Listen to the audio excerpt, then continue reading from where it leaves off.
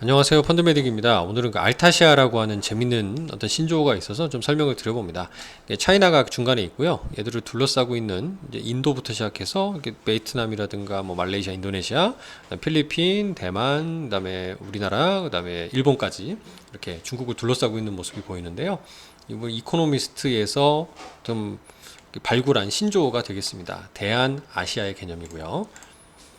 전 세계적인 탈중국화 기조에서 중국을 대체할 수 있는 대안적 아시아 공급망, 얼터너티브 아시안 서플라이 체인의 이걸 약자를 따서 알타시아라고 말을 좀 만들어냈네요.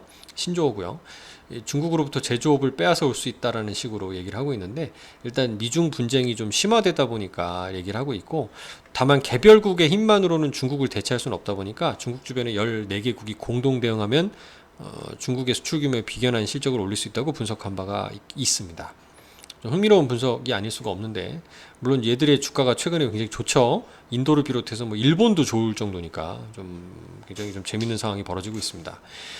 이렇게 얘기하기를 알타시아 14개국을 일단 선진국 레벨로는 한국, 일본, 대만, 싱가포르를 뽑고 있고요.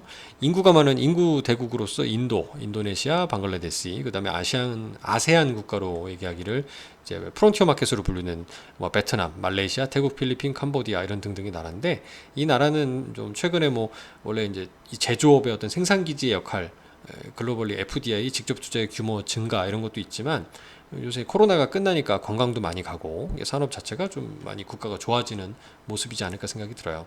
그래서 알타시아와 중국의 비교 부분인데요.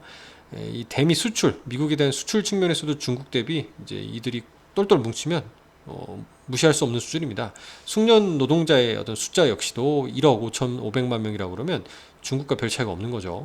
인건비는 오히려 중국이 더 높은 수준이 되어버렸고, 미중 문제 때문에 이제 중국 투자가 많이 힘들어진 상황에서 알타시아 국가에 대한 투자 수요가 늘어나는 건 자명합니다. 뭐 저는 이 사이에서 오히려 좀 운송이라든가 어떤 그 여러 다른 인프라 산업들이 활발하게 더 수혜를 받지 않을까라는 생각도 일부 가지고 있는데, 이제 중요한 부분은 인도부터 시작해서 이런 나라들의 이제 투자의 기회에 대해서 한번 살펴보는 시간을 갖도록 하겠습니다. 감사합니다.